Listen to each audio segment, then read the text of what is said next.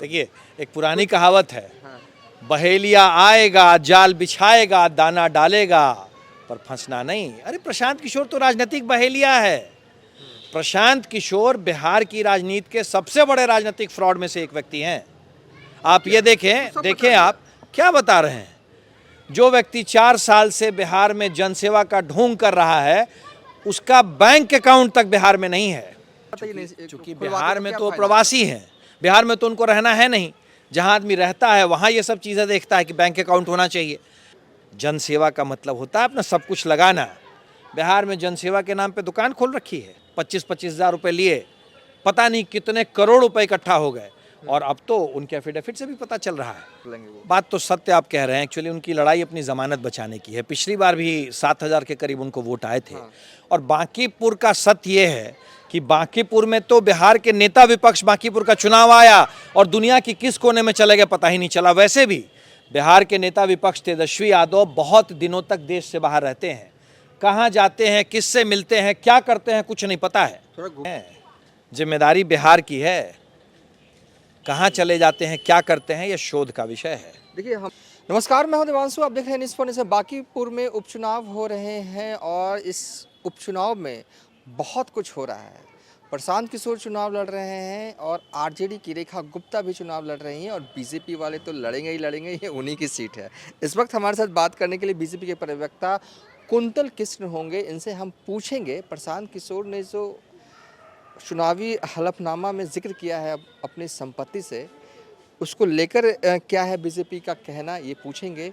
लेकिन सबसे बड़ा सवाल, क्या बीजेपी मानती है कि प्रशांत किशोर रेस में हैं, टक्कर दे सकते हैं?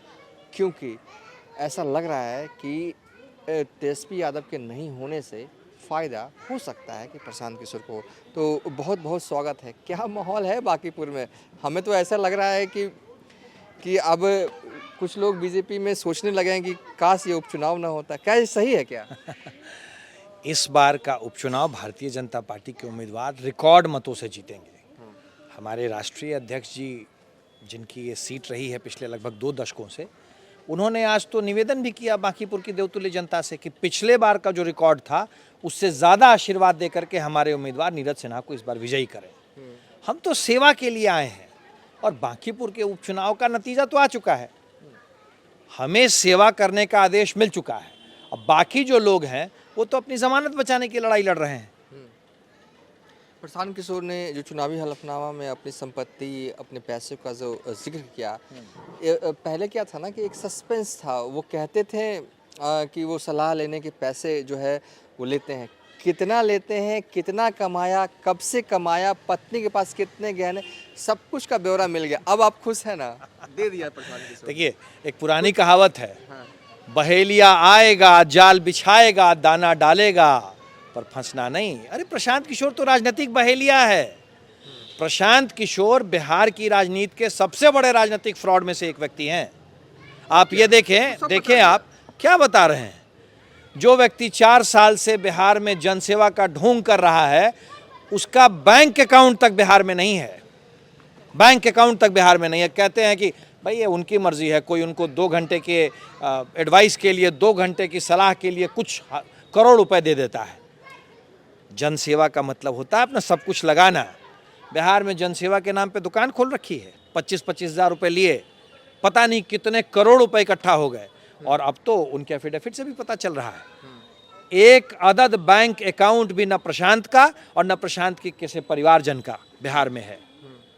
भाई जब आप जनसेवा के लिए आए हैं, जब आप कहते हैं कि बिहार को ही मैंने अपना लिया है, बैंक अकाउंट तक रखने की आप ज़रूरत नहीं समझते हैं? नहीं, इसमें यह है कि पहले से उनका अकाउंट बाहर में होगा, तो ऑलरेडी अकाउंट है, तो उन्होंने सोचा काम चल ही जा रहा है तो नहीं खुलवाया होगा। आप बताइए। नहीं, क्योंकि बिहार में तो प्रवासी हैं, बिहार में तो उनको रहना है नहीं। जहाँ आदमी रहता है वहाँ ये सब चीज़ें देखता है कि बैंक अकाउंट होना चाहिए। वो बिहार तो आते हैं, बहेलिया आता है, जाल बिछाता है, कुछ नहीं मिलता है तो फिर वापस चला जाता है। प्रशांत एक राजनीतिक बहेलिया हैं। वो इस पूरे सेवा के भाव को एक व्यापार की तरह लेते हैं और राजनीति उनके लिए एक व्यापार है। वो व्यापार कर रहे हैं।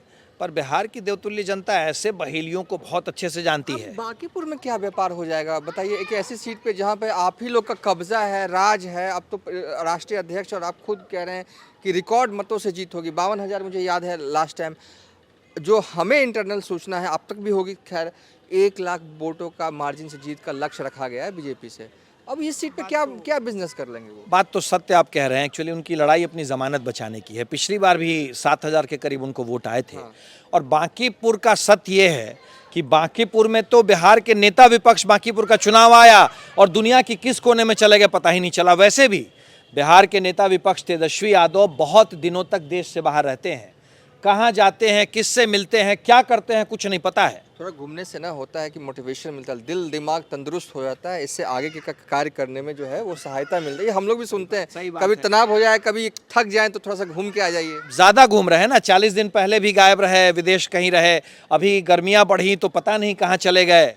अब बांकीपुर की लड़ाई तो हार चुके हैं, तो लगता है अब यूक्रेन और रशिया की लड़ाई और हॉर्मुज की लड़ाई सल्टाने गए हैं तेजस्वी जी। बांकीपुर की तो लड़ाई वो समझ गए हैं कि हार गए हैं। यूक्रेन क्यों जाएंगे, वो शांत देश गए, यूरोप गए हैं आराम से। अच्छा, चलिए चलिए, शांत देश गए हैं, आपसे जानकारी मिली उसके लिए धन्यवाद। पर कहाँ जाते हैं तेजस्वी, बार बार क्यों जाते हैं? नेता विपक्ष बिहार के हैं, जिम्मेदारी बिहार की है। कहाँ चले जाते हैं, क्या करते हैं, यह शोध का विषय है। देखिए, हम लोग भले ही मुस्कुराते हुए बात करें, लेकिन बहुत ही इंपॉर्टेंट बात करें, क्योंकि नेता विपक्ष हैं तेजस्वी यादव। 25 विधायकों वाली पार्टी है उनकी, और इतना बाहर जाना ये भी अच्छी बात नहीं है, क्योंकि नेता विपक्ष का काम है जो सरकार से जहाँ कहाँ भी चूक हो रही है उसको अच्छे से उठाना। सिर्फ सोशल मीडिया पर लिख देना ही जो है वो नेता विपक्ष का काम नहीं होता। बड़ी बात कह रहे हैं, शायद अगर तेजस्वी यादव देखें तो वो थोड़ा सीरियस हो। लेकिन आपको नहीं लगता कि तेजस्वी यादव के एब्सेंट होने की वजह से ही जो है वो जनसुराज को एक वैक्यूम मिल रहा है? देखिए, एक बात मैं आपको कहना चाहता हूँ, सीरियस बात कहना चाहता हूँ। देश में विपक्ष के सबसे बड़े नेता, जो अपने आप को सबसे बड़ा नेता समझते हैं, राहुल गांधी, उनकी भी स्थिति ऐसी ही है। बार बार देश से बाहर चले जाते हैं, कहाँ जाते हैं, किससे मिलते हैं, क्या करते हैं, कुछ किसी को नहीं पता है। बहुत चिंता का विषय है। और बड़े भाई की राह पे छोटे भाई भी चल रहे हैं। बड़े मियाँ तो बड़े मियाँ, छोटे मियाँ भी सुभान अल्लाह। बांकीपुर का सवाल जहाँ तक रहा, विपक्ष की तरह तो बिहार में राजद ही है, लेकिन आज के दिन में बिहार में भारतीय जनता पार्टी और एनडीए की स्थिति इतनी मजबूत है कि नेता विपक्ष भी इस बात को जान गए हैं कि अब कुछ बचा नहीं है। आज के दिन में बिहार में विपक्ष में रहने की लड़ाई है, चाहे वो राजद की हो या बहेलिया प्रशांत किशोर की हो। ये आपस में लड़ रहे हैं कि विपक्ष कौन है। हमें तो जनता ने आशीर्वाद दिया है, हमें तो जनता का आदेश है सेवा का, और हम वो बखूबी कर रहे हैं, पिछले 2 दशकों से कर रहे हैं। और आज तो हालत ये है, चुनाव है। आपने सुना होगा कि जंग और चुनाव में सब जायज़ होता है। जब आप प्रेजेंट ही नहीं हैं तो लड़ेंगे क्या? और प्रेजेंट आप इसलिए नहीं हैं क्योंकि आपको पता है कि चुनाव आप पहले दिन ही हार चुके हैं। बिहार में राजद लगभग ख़त्म हो चुकी है। राजद एक इतिहास के पन्नों में पढ़ाया जाने वाला चैप्टर रह गया है। लालू प्रसाद यादव की बनाई हुई पार्टी आज उनके नालायक राजकुमार ने ख़त्म कर दी है। इसीलिए प्रशांत किशोर जैसे बहेलियों को थोड़ा बहुत मौका मिल रहा है। पर अल्टीमेट लड़ाई विपक्ष कौन है, इस बात को प्रूव करने की ही है। नंबर 1 पे आप लोग हैं, 2 और 3 पे कौन रहता है ये देखना होगा। आरजेडी रहती है कि प्रशांत किशोर रहते हैं? 2 और 3 पे कौन रहते हैं और किसकी किसकी जमानत बचती है, ये देखना होगा। जमानत की तो नौबत नहीं आएगी, हमें लगता है प्रशांत किशोर या आरजेडी। सही बात है, जमानत बच नहीं आने वाली है। लग रहा है आपको ऐसा? सच्चाई है। पिछली बार प्रशांत किशोर जी की पार्टी के उम्मीदवार को 7,000 वोट मिले थे और राजद को 35-40 हज़ार वोट मिले थे। पर जब इस बार सेनापति ही भागा हुआ है तो सेना कहाँ नजर आएगी? राजद के राजकुमार तेजस्वी यादव चुनाव से गायब हैं, चुनाव से। गर्मियाँ ज़्यादा हैं, कहीं चले गए। पर सवाल तो ये उठता है कि बार बार चले जाते हैं। मैं मजाक छोड़ दें, तेजस्वी जी से मैं एक सीरियस सवाल पूछना चाहता हूँ। बिहार के नेता विपक्ष बार बार कहाँ जाते हैं, क्यों जाते हैं और किससे मिलते हैं, इसका ब्यौरा दें। देखिए, बीजेपी के प्रवक्ता हैं कुंतल कृष्ण, भले ही हमने देखिए बीजेपी के हैं तो कहेंगे कि बीजेपी जीतेगी, चलिए ये तो बात की बात है।